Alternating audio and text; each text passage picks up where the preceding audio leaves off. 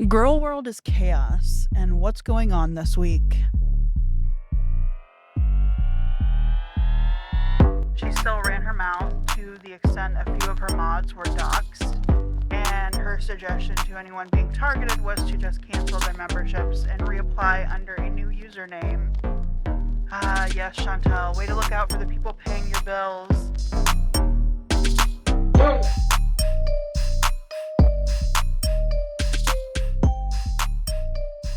Hey guys, welcome back to another episode of Aren't You Exhausted, the podcast.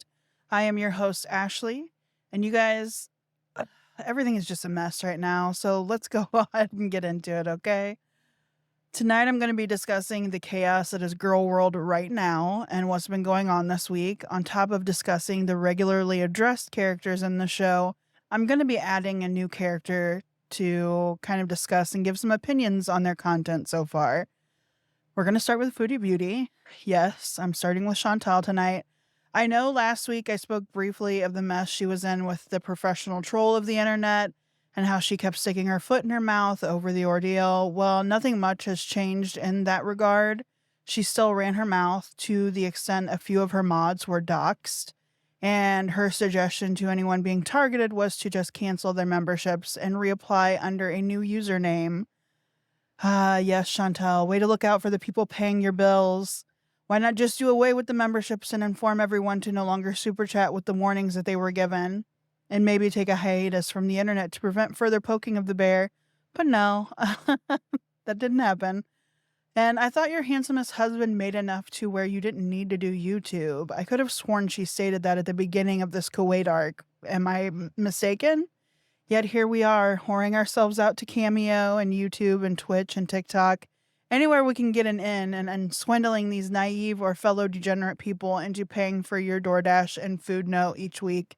It's disgraceful, which is probably, 10 times her rent at this point, her DoorDash bill. But anyhow, Chantal seems to have been abnormally quiet, having deleted most of her taunting community posts and went on a spell of removing the ability to comment from her channel for a brief moment. She posted 2 rather odd videos, a mukbang detailing the aftermath of her couples channel video where she walked in the desert for 10 minutes and ended up having chest pain. The mukbang, she ate a family of 4's portion of rice and other kind of beigey bits with a white sauce, while she discussed the emergency visit to the clinic for her chest pain, which I could have sworn when she was discussing her new diet meal plan for her health, that, the restricting calories and portions is what was going to cause her to binge. I could have sworn she said that last health crisis. I mean, I could have sworn that her stance on self-treating her binge eating disorder was she wasn't going to deprive herself. But at any rate, they told her she had high blood pressure, and from the story Chantal told, really didn't do anything more.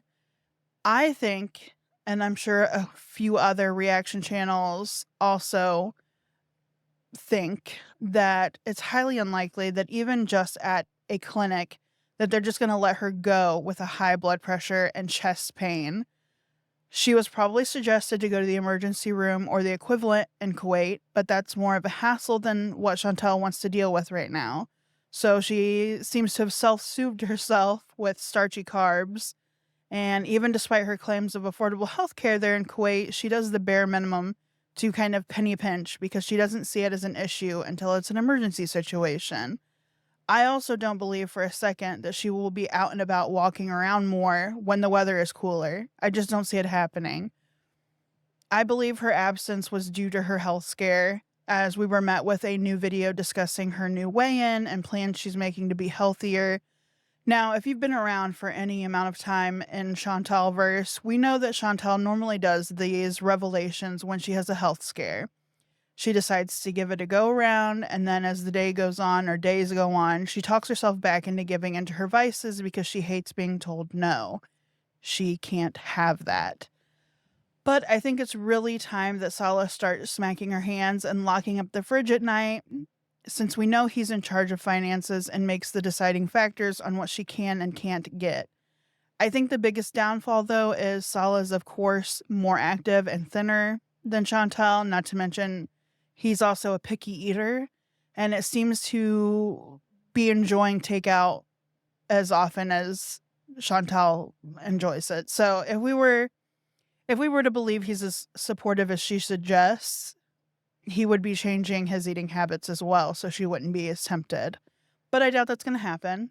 Thus, I think the cycle will continue because Chantal has repeatedly said therapy doesn't work for her, and she's stubborn. So why not stubbornly show everyone you can lose weight and get healthy and be that boss bitch you always claim you are?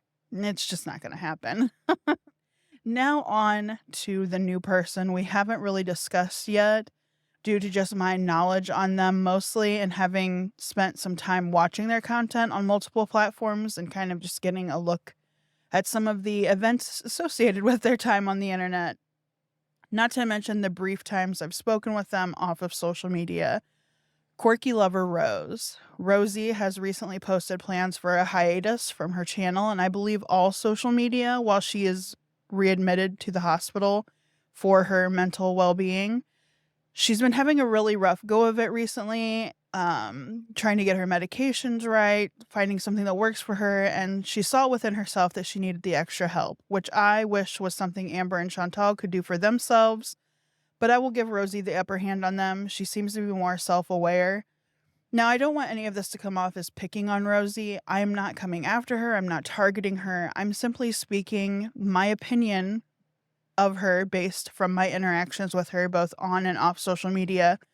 I connected with Rosie when she debuted her channel, and the first video really gave me hope that we were finally going to have a quote-unquote Gorlworld persona that would finally do what was needed to make healthy changes in their life and not be afraid to keep trying.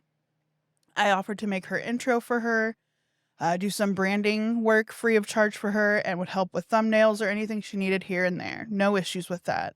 It was amazing to see someone who looks to be between the sizes of Amber and Chantal out there using a punching bag, doing water aerobics, and just making an effort to move their body and be more mindful in their eating. In the first few moments of her first video, we got to know a little bit about her. She spoke on a bit of her past, and in the following videos, she remained steady and letting everyone know of her past on the internet, which is fine. Everyone has a past, and most larger women have some kind of presence on the internet niches in one form or another. And then came the waves of backlash surrounding the discussions on Foodie Beauty and Amber Lynn, mostly because once you've tagged onto that train, it's usually nothing positive, and people begin to feel like you are just using their names for viewership. I did not fault her for this. A lot of Girl World reactors start up by doing just that, and some branch off to include other things down the line, whereas others solely focus on, the main characters of Girl World.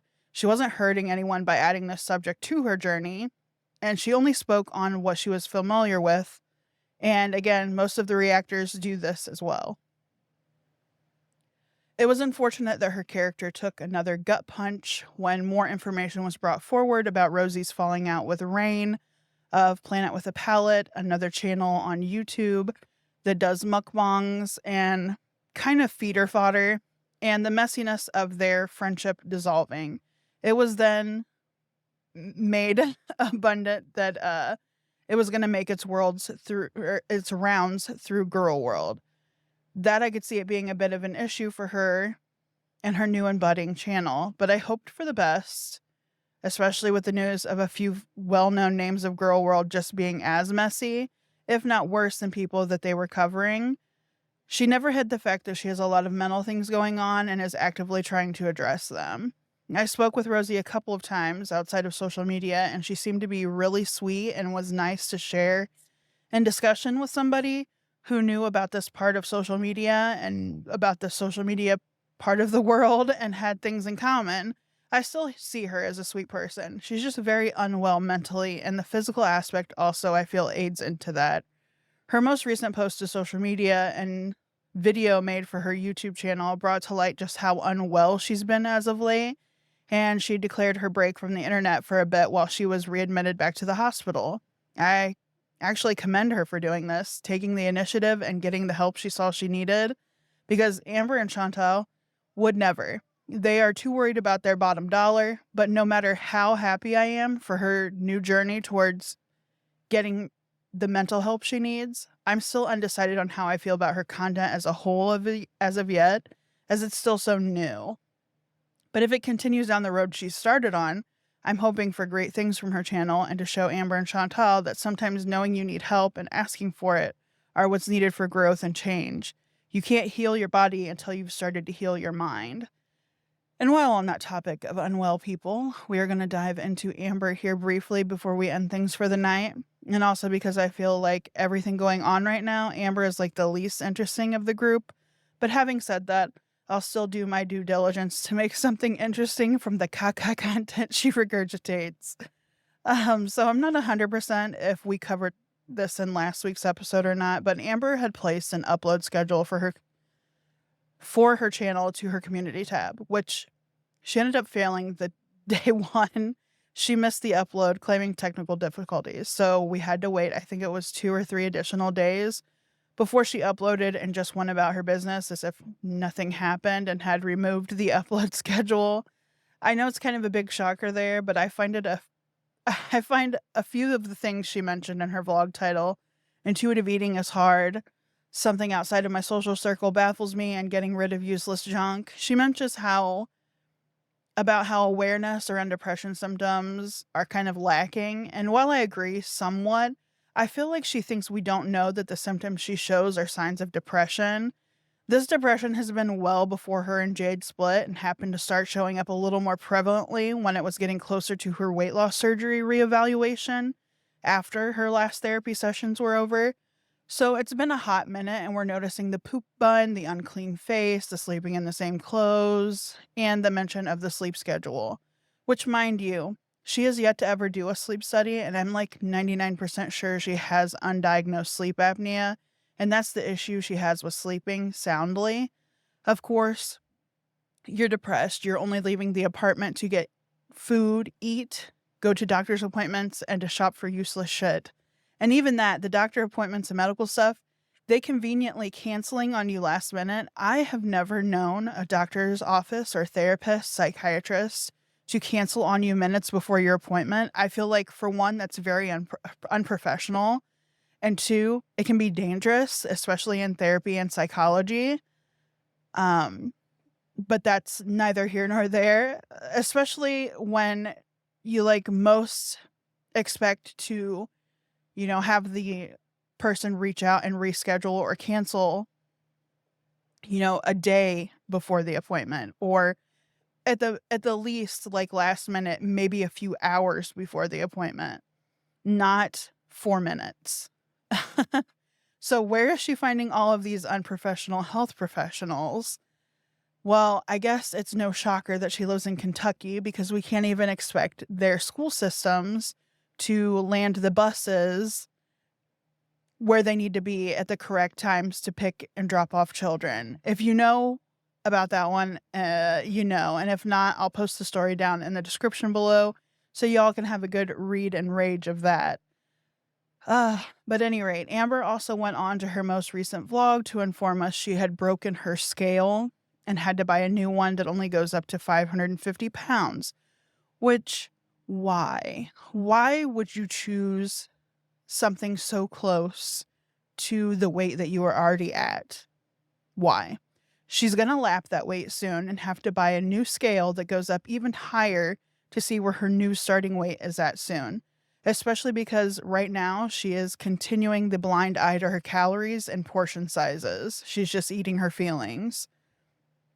There are also rumors out of the reaction community that she's possibly has her extra person staying in her apartment already, and having heard this extra person in the latest vlog when calling out Amber's nap time length.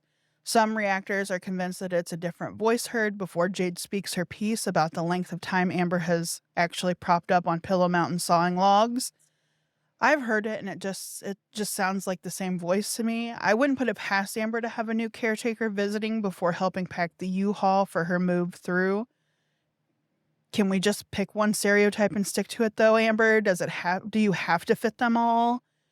It makes me happy that I'm only half lesbian and have better sense than that. Anyhow, I think we're going to end it here before Amber posts she had to buy another scale because the one she bought is not working correctly because, she's over 550 pounds now. But thanks for listening, and I will see you guys on the next one. Bye.